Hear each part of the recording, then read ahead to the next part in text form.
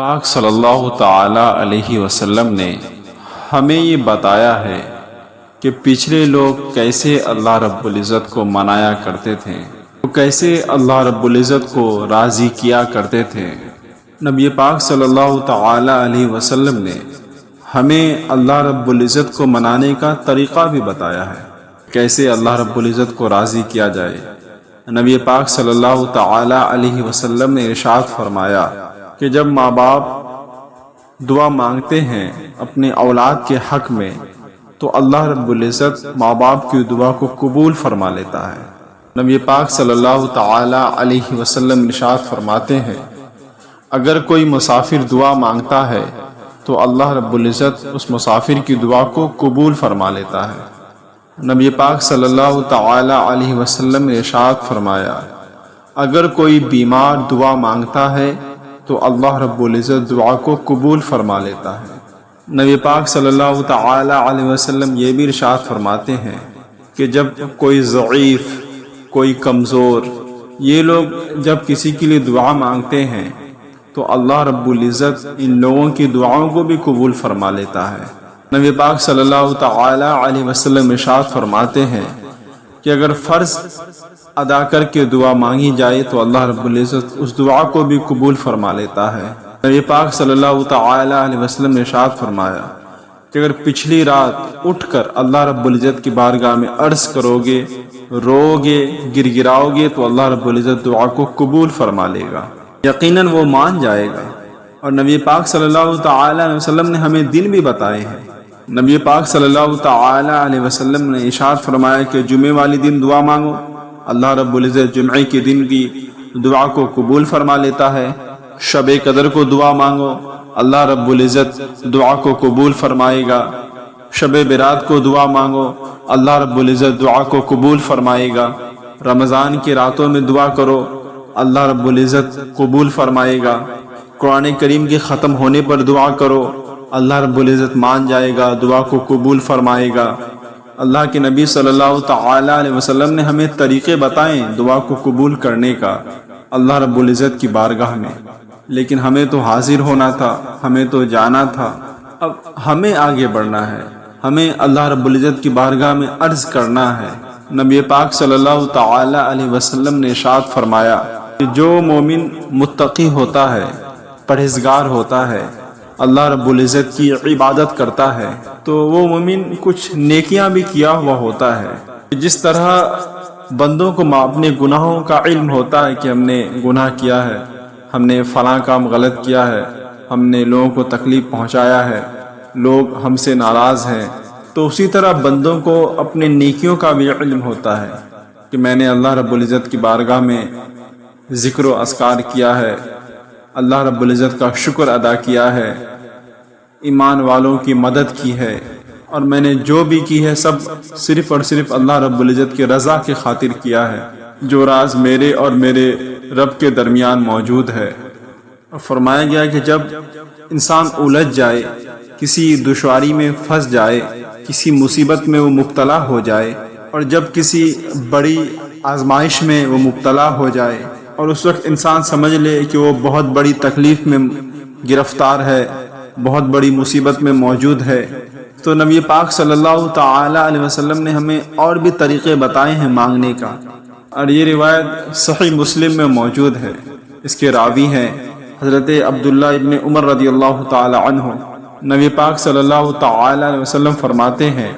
کہ 3 لوگ سفر کر رہے تھے، اور آپ اندازہ لگائیں یہ حدیث صحیح مسلم کی ہے، اور حضور صلی اللہ تعالی وسلم کے سمجھانے کا ایک رنگ یہ بھی ہے اللہ رب العزت کی بارگاہ میں اپنی دعا کو قبول فرمانے کا، اور ایک یہ بھی انداز ہے اس کی بارگاہ میں اپنی عرضی پیش کرنے کا، اپنی دعا کو قبول فرمانے کا طریقہ۔ یہ بھی ایک طریقہ نبی پاک صلی اللہ تعالی علیہ وسلم نے ہمیں بتایا۔ اگرچہ ہمیں اپنی نیکیوں کو چھپانی چاہیے، اسی لیے کہ جو نیکیاں ہوتی ہے وہ بہت قیمتی ہوتی ہے، دنیا میں نیکیوں سے بڑھ کر کچھ بھی نہیں ہوتا ہے، اور یہ قیمتی چیز ہوتی ہے جو لوگ اس کو چھپا کر رکھتے ہیں۔ حضرت عبداللہ ابن عمر رضی اللہ تعالی عنہ فرماتے ہیں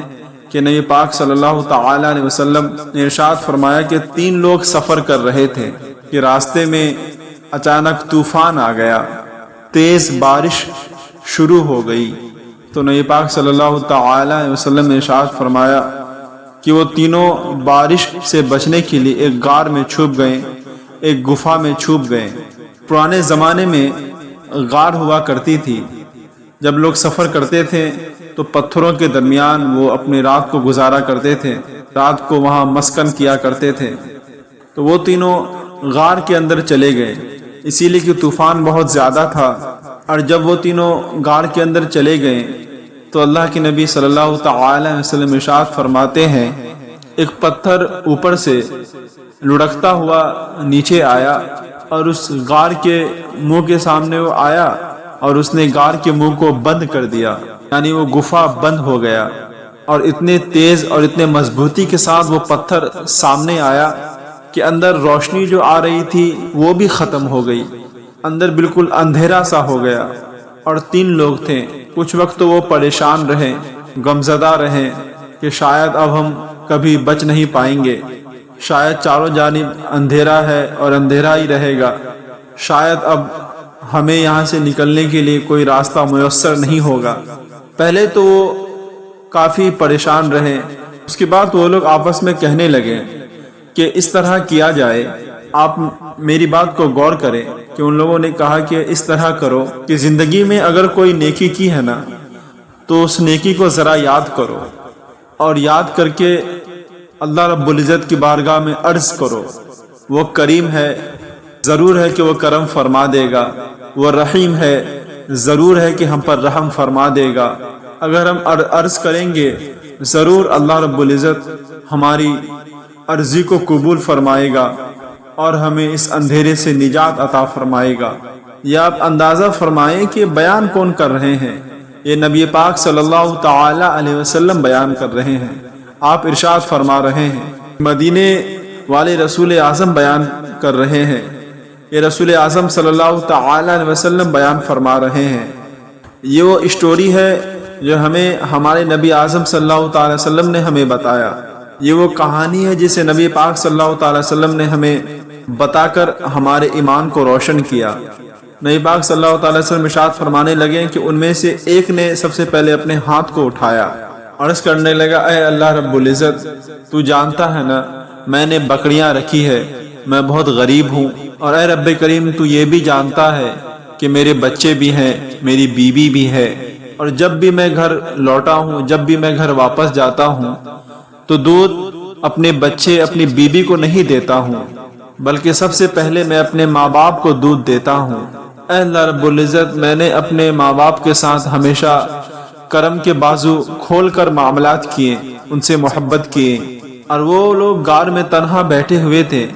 ان میں سے ایک اللہ رب العزت کی بارگاہ میں عرض کر رہا تھا، اے اللہ تجھے یاد ہے نا ایک رات میں گھر میں کافی تاخیر سے آیا تھا، کافی لیٹ ہو گیا تھا مجھ کو گھر میں آنے میں، لکڑیاں کاٹتے کام کرتے کرتے مجھے دیر ہو گئی تھی، میں اس دن دیر سے لوٹا تھا، میں نے یہ نیت کیا تھا کہ دودھ سب سے پہلے ماں باپ کو پلاؤں گا۔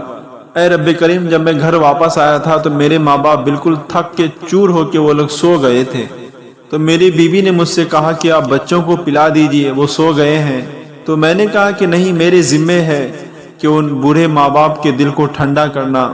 ان سے محبت کرنا، ان سے ہمدردی کرنا۔ اے اللہ، بیوی مجھ سے عرض کرتی رہی، میرے بچے مجھ سے مانگتے رہیں، چاروں بغل میرے گھومتے رہیں، وہ لوگ آتے رہیں اور مجھ سے کہتے رہیں، لیکن میں نے ان کو دودھ نہیں دیا۔ اے رب کریم، یہاں تک کہ فجر ہو گئی، آفتاب طلوع ہونے کا وقت آ گیا، پر میں نے اپنے ماں باپ کے بیدار ہونے کا انتظار کیا۔ اے اللہ، جب میرے ماں باپ اٹھے تھے اور ان کے آنکھوں میں جو میرے لیے دعا تھی، میرے لیے محبت تھی، ان کے دلوں میں جو میرے لیے پیار تھا، ان کے سینے میں جو میرے لیے کرم تھا، اگر تیری بارگاہ میں یا رب قدیر اگر وہ نیکی قبول ہے تو مالک ہم پر ذرا رحم فرما، ہم پر ذرا کرم فرما، مشکل سے آسانی عطا فرما۔ ذرا غور سے سنیں کہ نبی پاک صلی اللہ تعالی علیہ وسلم ارشاد فرماتے ہیں کہ جب اس بندے کی دعا مکمل ہوئی تو پتھر اپنی جگہ سے تھوڑا سا ہٹ گیا اور اتنا ہٹا کہ آسمان نظر آنے لگا۔ وہ لوگ آسمان کو دیکھنے لگے۔ جس نے ماں باپ کو منایا ہے اور ان سے پیار کیا ہے، یہ وسیلہ بن جائے گی اللہ رب العزت کو منانے کے لیے، پھر یہ وسیلہ بن جائے گا، اللہ رب العزت اس سے مان جائے گا۔ نبی پاک صلی اللہ تعالی علیہ وسلم ارشاد فرمانے لگے کہ پھر دوسرا اللہ رب العزت کی بارگاہ میں عرض کیا کہ اے رب کریم، تجھے معلوم ہے کہ مجھے میری چچا کی بیٹی بہت اچھی لگنے لگی تھی، مجھے وہ بھانے لگی تھی، میں اس کی طرف رغبت کرنے لگا تھا، اور میں نے جا کے جب اس سے ارادہ کیا کہ میں تیرا طالب ہوں تو اس نے مجھ کو پہلے کہا کہ 100 دینار لے کے آؤ۔ اے رب کریم، میں نے بہت مشقت سے پھر 100 دینار جمع کیے، اور جب میں پوری طرح اس پر حاوی ہو گیا اور جب وہ میرے قبضے میں آ گئی، میرے کنٹرول میں آ گئی اور میں نے گناہ کا ارادہ کر لیا، تب اس عورت کے منہ سے ایک جملہ نکلا کہ اللہ رب العزت سے ڈر، کہ اللہ رب العزت تجھے دیکھ رہا ہے، اس سے ڈر۔ اے رب کریم، اس وقت وہ میرے قبضے میں تھی، اس وقت وہ میرے کنٹرول میں تھی۔ اے رب کریم، میں گناہ پر قادر تھا، میں چاہتا تو گناہ کر لیتا، لیکن جب اس نے تیرا نام لے کر کہا نا کہ اللہ سے ڈر، تو میں ڈر گیا، میں اس کو چھوڑ کر آ گیا، میں گھر واپس آ گیا۔ اے رب کریم، اگر تجھے یہ بات پسند ہے تو پھر ہمیں نکال دے اس مشکل سے، ہم پر کرم کر دے یا رب کریم۔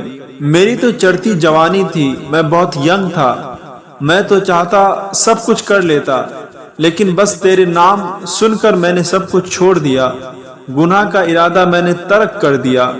صرف اور صرف تیرے خاطر یا رب کریم۔ میں لذت گناہ سے باز رہا، اس سے بچ گیا۔ اے رب کریم، تو کرم فرما دے، مجھ پر رحم فرما دے، اس مصیبت سے ہمیں نجات دلا دے۔ نبی پاک صلی اللہ تعالی علیہ وسلم ارشاد فرماتے ہیں اس کی دعا مکمل ہوئی تھی کہ پتھر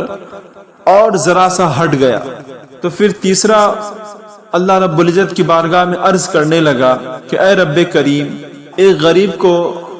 میں اپنے کام پر رکھا ہوا تھا، وہ کام کر رہا تھا، یہ تیرا اور میرا راز ہے یا اللہ۔ وہ مزدور میرے گھر پر کام کر رہا تھا، تو میں نے اس کے لیے کچھ رائس اجرت کر دیے تھے، اس کے لیے کچھ چاول میں نے فکس کر دیے تھے کہ اگر وہ کام مکمل کرے گا تو میں اس کو دے دوں گا، لیکن جب اجرت لینے کا وقت آیا تو وہ بگڑ کر مجھ سے ناراض ہو کر چلا گیا، اور میں اس کو ڈھونڈتا رہا لیکن وہ مجھ کو ملا نہیں، اور میں نے اس کی چاول کی قیمت اپنے بزنس میں، اپنے کاروبار میں انویسٹ کر دیا، اس کا تھوڑا سا سرمایہ، لیکن میں نے کھایا نہیں۔ پھر میں اس سے کاروبار کرتا رہا، اس کاروبار کے ذریعے، اس بزنس کے ذریعے بہت ساری گائیں اور بہت سارے چروائے جمع ہو گئے۔ پھر جب وہ سالوں کے بعد واپس آیا تو میں نے اس غریب کا مال کھایا نہیں، بلکہ میں نے اس کے مال کو بڑھایا، اس کے مال کو محفوظ کر کے رکھا، اس کے مال کو سیو کر کے رکھا۔ وہ سالوں کے بعد جب لوٹا تو اس نے کہا میرا مال، تو میں نے اس کو جتنے مال تھے، جتنے مال میں نے اس کے پیسے سے کمائے تھے، وہ گائے، وہ چرواہے، میں نے سارے کے سارے اس کو دے دیا۔ تو مجھ سے کہنے لگا کہ تم مجھ سے مذاق کر رہے ہیں آپ، میں کہاں غریب اور کہاں آپ امیر، کہاں میں کام کرنے والا اور کہاں آپ مالک، کہاں آپ محلوں میں رہنے والے اور کہاں میں جھوپڑی میں رہنے والا۔ تو وہ کہنے لگا آپ ہم سے مذاق نہیں کیجئے۔ تو میں نے اس سے کہا کہ یہ مذاق نہیں ہے، بلکہ میں نے اپنے رب سے ڈر کر تیری مال کی حفاظت کی ہے۔ اے رب کریم، اگر میں چاہتا تو اس مال کو کھا بھی سکتا تھا، اس مال کو میں اپنے لیے استعمال بھی کر سکتا تھا، لیکن میں تجھ سے ڈر کر اس کے سارے مال کو میں نے محفوظ رکھا۔ اے رب کریم، اگر تجھے میری یہ ادا پسند ہے تو اے رب کریم آج تو مان جانا، تھوڑا سا ہم پر کرم فرما دے مولا، ہم پر رحم کر دے اے میرے مولا، آج ہم سے راضی ہو جا اے میرے مولا۔ نبی پاک صلی اللہ تعالی علیہ وسلم ارشاد فرماتے ہیں کہ اس کی دعا مکمل ہوئی تھی کہ پتھر اچانک سائڈ ہو گیا مکمل طریقے سے، اور ان لوگوں کے لیے راستہ کھل گیا، ان لوگوں کے لیے راستہ بن گیا، اور وہ لوگ اس گفے سے باہر آ گئے۔ نبی پاک صلی اللہ تعالی وسلم نے ہمیں بتلایا ہے ہماری وہ نیکیاں جو چھپی ہوئی ہے، وہ ہماری نیکیاں جو ہم نے صرف اور صرف خالص اللہ رب العزت کے لیے کی ہے، اس میں کوئی دنیاوی فائدے کے لیے نہیں، صرف اور صرف اللہ رب العزت کے لیے جو نیکی ہم نے کی ہے، ان نیکیوں ان اعمال کا وسیلہ بھی اللہ رب العزت کے ماننے کا ذریعہ بن جائے گا، اللہ رب العزت کو منایا جائے، اللہ رب العزت کی بارگاہ میں حاضر ہوا جائے، اللہ رب العزت کی بارگاہ میں حاضری دی جائے، اس سے اپنی بخشش کا سوال کیا جائے، اس کی بارگاہ میں یہ گزارش کی جائے کہ اے رب کریم، غریبوں، فقیروں، مجدوروں کے طبقے جو انتظار کر رہے ہیں کہ اللہ رب العزت کب ان کے لیے بہتر راستے کھولے گا، جو بارگاہ کرم کے سوالی ہیں، ان کے صدقے تو رحم فرما، تو کرم فرما۔ اے ایمان والوں، یہ بات یاد رکھیں، نبی پاک صلی اللہ تعالی علیہ وسلم نے اللہ رب العزت کو منانے کے لیے ہمیں جو باتیں بتائے ہیں، جو طریقے انہوں نے ہمیں بتلائے ہیں، کہ جب انسان اللہ رب العزت کی بارگاہ میں بہت زیادہ عاجزی کرتا ہے، عاجزی انکساری کرتا ہے، تو اللہ رب العزت مان جاتا ہے۔ جو اللہ رب العزت کی بارگاہ میں اپنے عجز کا اظہار کرتا ہے، بہت زیادہ اپنے عجز کا اظہار کرتا ہے، اور وہ ڈر جاتا ہے اللہ رب العزت سے۔ وَلِمَنْ خَافَ مَقَامَ رَبِّهِ جَنَّتَانِ، اللہ رب العزت ارشاد فرماتا ہے جو میری بارگاہ میں کھڑے ہونے سے ڈرے گا، میں اس کو 2 جنتیں عطا فرماؤں گا۔ حضرت بابا فرید الدین مسعود گنج شکر رحمۃ اللہ تعالی علیہ ارشاد فرماتے ہیں، ایک نیک نوجوان تھا، دن کو روزہ رکھتا تھا، رات کو نماز پڑھتا تھا، اور اللہ رب العزت سے ڈرتا تھا، اللہ رب العزت سے بہت ڈرتا تھا، اللہ رب العزت کی بارگاہ میں بہت رویا کرتا تھا، گر گرایا کرتا تھا، عاجزی انکساری اللہ رب العزت کی بارگاہ میں پیش کیا کرتا تھا۔ اور جب اس کا موت کا وقت آیا اور اس کی ماں تھی، تو وہ اپنے ماں سے کہنے لگا کہ اے میری ماں، تو میرے ساتھ 3 وعدے تو کر۔ تو اس کی ماں نے کہا بیٹا بتا، تو آخری سانس لے رہا ہے اور اپنی ماں سے تو وعدہ لے رہا ہے، بتا میرے بیٹے تیرا کیا وعدہ ہے؟ تو اپنی ماں سے عرض کرنے لگا کہ اے میری ماں، جب میں مر جاؤں نا تو میرے گلے میں رسی ڈال کر صحن میں مجھے گھمانا، اور لوگوں کو کہنا جو اللہ رب العزت کی نافرمانی کرتا ہے اس کا یہی حال ہوتا ہے، اور یہ اعلان کرنا کہ جو اللہ رب العزت کا نافرمان ہوتا ہے اس کا یہی حشر ہوتا ہے۔ اور دوسرا وعدہ کر کہ رات کو میرا جنازہ اٹھایا جائے،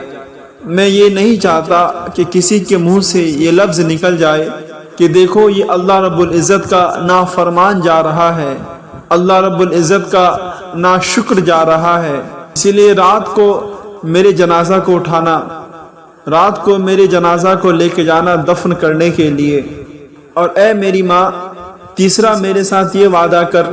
کہ جب لوگ مجھے دفن کر کے واپس چلے آئیں گے تو میرے قبر پر چلی آنا، اور میرے پاس کوئی عمل نہیں ہے، لیکن مجھے لگتا ہے کہ میری ماں کے قدموں کی برکت سے مجھ پر عرش کا مالک بھی رحم فرمائے گا، مجھ پر کرم فرمائے گا۔ اے میری امی، تو مجھ سے وعدہ کر، یہ میرے ساتھ وعدہ کر۔ حضرت بابا فرید الدین مسعود گنج شکر رحمۃ اللہ تعالی علیہ فرماتے ہیں کہ اس کی ماں نے اپنے بچے سے وعدہ کر لیا کہ اگر تو یہی چاہتا ہے تو میں تیار ہوں اے میرے بیٹے۔ پھر اس نے کلمہ شہادت پڑھا تو اس کی روح جسم سے نکل گئی، اس کی روح جسم سے پرواز کر گئی، تو اس کی بوڑھی ماں نے رسی منگائی۔ وَلِمَنْ خَافَ مَقَامَ رَبِّهِ جَنَّتَانِ، کہ بیٹے نے کہا تھا نا کہ رسی ڈال کر گھمانا اور یہ کہنا کہ جو اللہ رب العزت کا نافرمان ہے اس کا یہی حشر ہونا چاہیے، لیکن جب اس کی ماں گلے پہ رسی ڈالنے لگی تو گھر کے ہر ایک کونے سے آواز آنے لگی، خبردار یہ رب کا دوست ہے، اللہ رب العزت کے دوستوں کے ساتھ اس طرح کے معاملے نہ کیے جائیں، اس کو چھوڑ دیا جائے۔ اور کہا تجھے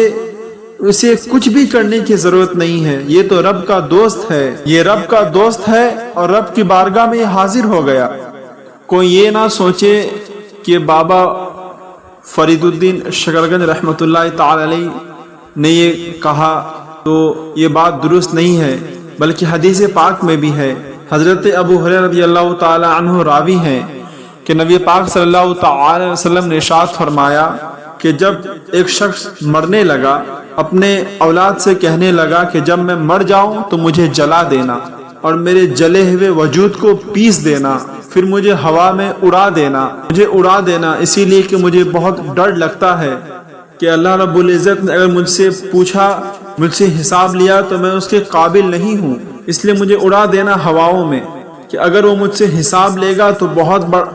سخت حساب لے گا۔ نبی پاک صلی اللہ تعالی وسلم ارشاد فرماتے ہیں کہ بچوں نے اسی طرح کیا، اس کے مرنے کے بعد اسے جلایا اور اس کو ہوا میں اڑا دیا۔ نبی پاک صلی اللہ تعالی وسلم ارشاد فرماتے ہیں کہ اللہ رب العزت نے حکم دیا کہ اس کے ذرے ذرے کو جمع کیا جائے، زمین نے اس کے ذرے ذرے کو جمع کیا اللہ رب العزت کے حکم سے، پھر وہ اسی شکل میں واپس آیا جس شکل میں وہ تھا۔ اللہ رب العزت نے ارشاد فرمایا کہ یہ جو تم نے وصیت کی، کیوں تم نے اس طرح کی وصیت کی؟ اچھا یہ بتائیں کہ اللہ رب العزت جانتا ہے کہ نہیں جانتا؟ اللہ رب العزت ہر چیز کو جانتا ہے، ہر ایک ذرے ذرے کا علم اللہ رب العزت رکھتا ہے۔ اللہ رب العزت نے اسے پوچھا کہ تم نے آخر کیا تو کیوں کیا، کیا وجہ تھی؟ تو رونے لگا اور کہنے لگا اے رب قدیر، میرے اندر تو یہ طاقت نہیں تھی تیرے سامنے کھڑے ہو کر اپنے حساب کو دوں، تجھے منانے کے لیے میں تیرے خوف سے ڈر گیا۔ اگرچہ ہمارے بزرگوں نے لکھا ہے کہ اس طرح کی وصیت کرنا یہ درست نہیں ہے۔ آپ ذرا غور کریں کہ نبی پاک صلی اللہ تعالی وسلم ارشاد فرماتے ہیں کہ جب اس نے کہا کہ اے رب کریم میں نے تجھ سے ڈر کے یہ کیا، تو اللہ رب العزت نے ارشاد فرمایا جا میں نے تیری مغفرت کر دی، میں نے تجھ کو بخش دیا۔ اسی لیے کہ اللہ رب العزت کو معلوم تھا کہ یہ بندہ دل سے بات کر رہا ہے، یہ دل سے مجھ سے ڈرتا ہے، یہ دل سے میری عبادت کرتا تھا، میری بارگاہ میں کھڑے ہونے سے ڈرتا تھا۔ نبی پاک صلی اللہ تعالی وسلم نے ارشاد فرمایا کہ جب اللہ رب العزت نہیں مانے نا تو پھر وہ کمزوروں کے صدقے مان جاتا ہے، پھر وہ ضعیفوں کے صدقے میں مان جاتا ہے۔ آپ نے فرمایا کہ اللہ رب العزت بارش کو روکنا چاہتا ہے، لیکن ضعیفوں، کمزوروں اور غریبوں کے صدقے، مجبوروں کے صدقے وہ بارش برساتا ہے۔ نبی پاک صلی اللہ تعالی وسلم نے ارشاد فرمایا کہ کچھ لوگ ایسے بھی ہوتے ہیں کہ ان کے بالوں میں خاک لگی ہوئی ہوتی ہے، مٹی لگے ہوئے ہوتے ہیں، لیکن اگر وہ اللہ رب العزت کے حضور قسم کھا لے تو اللہ رب العزت ان کے قسم کو پورا کر دیتا ہے، ان کی دعاؤں کو رد نہیں کرتا ہے۔ ہمیں چاہیے کہ ہم اپنے رب کو راضی کرنے کی کوشش کریں، اور جو بھی کریں دنیا والوں کے لیے نہیں بلکہ اللہ رب العزت کے خاطر ہم کریں، اللہ رب العزت کے لیے ہم کریں۔ انشاءاللہ اللہ رب العزت ہماری ہر ایک دعا کو قبول فرمائے گا اور اللہ رب العزت ہم سے راضی ہو جائے گا۔ ہم کر کے تو دیکھیں، اللہ رب العزت کی بارگاہ میں اپنی التجا کو پیش کر کے تو دیکھیں، اللہ رب العزت کو راضی کر کے تو دیکھیں، یقیناً اللہ رب العزت ہم سے راضی ہو جائے گا۔ لیکن ہم بھول بیٹھے ہیں، ہم دنیا حاصل کرنے میں اتنی زیادہ مشغول ہو چکے ہیں کہ ہم اللہ رب العزت کی بارگاہ میں حاضر بھی نہیں ہو پا رہے ہیں۔ ہم اللہ رب العزت کی بارگاہ میں اپنے التجا کو بھی پیش نہیں کرنا چاہتے ہیں۔ ہم دوسروں کے سامنے تو کہنا پسند کرتے ہیں، لیکن اللہ رب العزت کی بارگاہ میں کچھ کہنا پسند نہیں کرتے، اللہ رب العزت کی بارگاہ میں کچھ عرض کرنا پسند نہیں کرتے۔ ہمیں چاہیے کہ ہم اللہ رب العزت کی بارگاہ میں روئیں، گر گرائیں، اللہ رب العزت کی بارگاہ میں دعا کریں، تو یقیناً اللہ رب العزت ہم سے راضی ہو جائے گا، یقیناً راضی ہوگا۔ وہ قادر ہے، ہر چیز پر قادر ہے، وہ اپنے بندوں سے محبت کرتا ہے، 70 ماؤں سے زیادہ وہ اپنے بندوں سے محبت کرتا ہے۔ ہم ایک مرتبہ اللہ رب العزت کی بارگاہ میں جی لگا